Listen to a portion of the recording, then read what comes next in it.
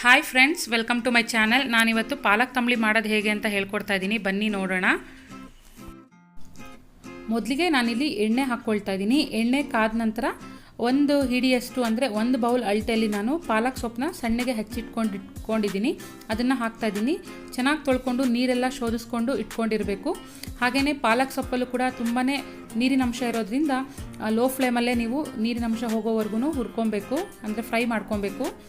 ಇದು ಒಂದು 2 to 3 minutes ಆಗುತ್ತೆ. ಲೋ ಫ್ಲೇಮಲ್ಲೇ ಹುರ್ಕೊಬೇಕು ನೀವು.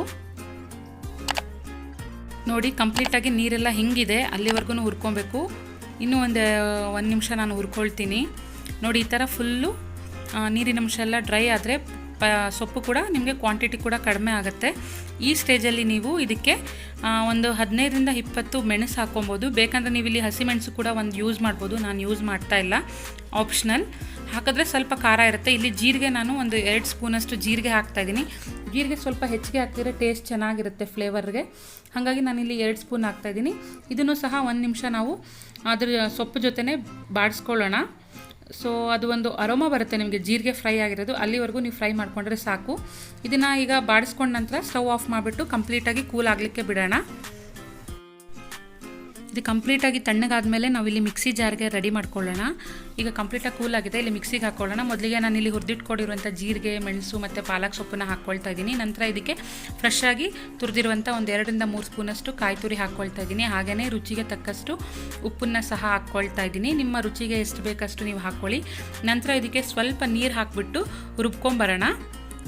ನೀರು ಹಾಕಿದ್ದೀನಿ ನೋಡಿ, ಇಷ್ಟೇ ಸಾಕು, ಜಾಸ್ತಿ ಹಾಕೋದು ಬೇಡ. ರುಬ್ಲಿಕ್ಕೆ ಎಷ್ಟು ಬೇಕಷ್ಟು ಹಾಕಿ ರುಬ್ಕೊಂಬರೋಣ. ನೋಡಿ, ಇವಾಗ ಈ ಥರ ರುಬ್ಕೊಂಬಂದಿದ್ದೀನಿ. ಇಷ್ಟು ಫೈನ್ ಪೇಸ್ಟ್ ಆದರೆ ಸಾಕು. ಈಗ ಇದನ್ನು ಒಂದು ಬೌಲ್ಗೆ ಟ್ರಾನ್ಸ್ಫರ್ ಮಾಡ್ಕೊಳ್ತಾ ಇದ್ದೀನಿ. ಈ ಟ್ರಾನ್ಸ್ಫರ್ ಮಾಡ್ಕೊಂಡಿದ ನಂತರ ಇದಕ್ಕೆ ನೀವು ಮಿಕ್ಸಿನ ತೊಳ್ಕೊಂಡು ಉಳಿದಿರುವಂಥ ನೀರನ್ನೇ ಹಾಕ್ಕೊಂಡ್ರೆ ಸಾಕು, ಹೆಚ್ಚಿಗೆ ಏನು ಬೇಡ. ಈಗ ನೋಡಿ, ನಾನಿಲ್ಲಿ ಮಿಕ್ಸಿನಲ್ಲಿರೋದೆಲ್ಲ ಹಾಕ್ಕೊಂಡು ಇದಕ್ಕೆ ಒಂದು ಅರ್ಧ ಗ್ಲಾಸಷ್ಟು ಸ್ವಲ್ಪ ನೀರು ಹಾಕ್ಕೊಂಡು ಮಿಕ್ಸಿನಲ್ಲಿರುವಂಥ ಪಾಲಕ್ ಸೊಪ್ಪು ಪೇಸ್ಟನ್ನ ಮತ್ತೆ ಇದಕ್ಕೆ ಹಾಕ್ಕೊಳ್ತಾ ಇದ್ದೀನಿ. ನೀರು ಹಾಕಿದ ನಂತರ ಸ್ವಲ್ಪ ಮಿಕ್ಸ್ ಮಾಡ್ಕೊಳ್ಳೋಣ 1 ಸ್ಪೂನ್ ಸಹಾಯದಿಂದ.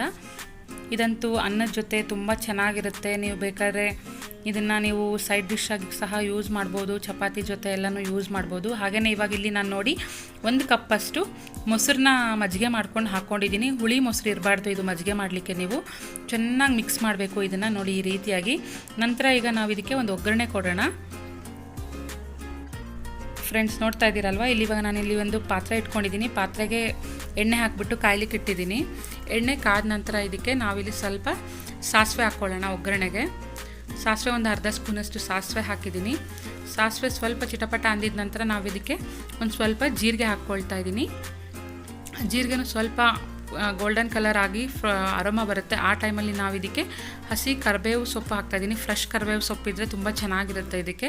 ಕರಿಬೇವು ಸ್ವಲ್ಪ ಫ್ರೈ ಆದ ನಂತರ ನಾನಿಲ್ಲಿ 2 ಬ್ಯಾಡಗೆ ಮೆಣಸಿನಕಾಯಿನ ಕಟ್ ಮಾಡಿ ಹಾಕ್ಕೊಳ್ತಾ ಇದ್ದೀನಿ. ನೋಡಿ, ಈ ಥರ ಫ್ರೈ ಆಗಬೇಕು ಚೆನ್ನಾಗಿ. ಈಗ ಇದನ್ನು ಸ್ಟವ್ ಆಫ್ ಮಾಡಿಬಿಟ್ಟು ನಾನಿಲ್ಲಿ ಒಗ್ಗರಣೆನ ಪಾಲಕ್ ತಂಬಳಿಗೆ ಹಾಕ್ತಾಯಿದ್ದೀನಿ. ನೋಡಿ, ಇದಂತೂ ತುಂಬ ಚೆನ್ನಾಗಿರುತ್ತೆ ಫ್ರೆಂಡ್ಸ್. ಅನ್ನಕ್ಕೆ, ಮುದ್ದೆಗೆ, ಹಾಗೆಯೇ ನೀವು ಚಪಾತಿಗೂ ಸಹ ಯೂಸ್ ಮಾಡ್ಬೋದು. ತುಂಬ ಒಳ್ಳೆ ಕಾಂಬಿನೇಷನ್ ಇದು. ಮಕ್ಕಳಿಗೆ ಕೂಡ ತುಂಬ ಒಳ್ಳೆಯದು. ಹೀಟ್ ಇರುವಂಥ ಸಮಯದಲ್ಲಿ ಬಾಡಿಗೂ ಕೂಡ ಇದು ತಂಪಾಗಿರುತ್ತೆ. ಹಾಗಾಗಿ ಬೇಸಿಗೆ ಕಾಲದಲ್ಲಿ ಇದನ್ನು ನೀವು ಒಂದ್ಸತಿ ಟ್ರೈ ಮಾಡಿ ಹೇಗಿತ್ತು ಅಂತ ನಿಮ್ಮ ಅನಿಸಿಕೆ, ಅಭಿಪ್ರಾಯನ ನನಗೆ ಕಮೆಂಟ್ ಸೆಕ್ಷನಲ್ಲಿ ತಿಳಿಸಿ. ಮತ್ತೆ ಇನ್ನೊಂದು ಒಳ್ಳೆ ರೆಸಿಪಿ ಜೊತೆ ಸಿಗ್ತೀನಿ. ಅಲ್ಲಿವರೆಗೂ take care, bye, thank you, ಧನ್ಯವಾದ.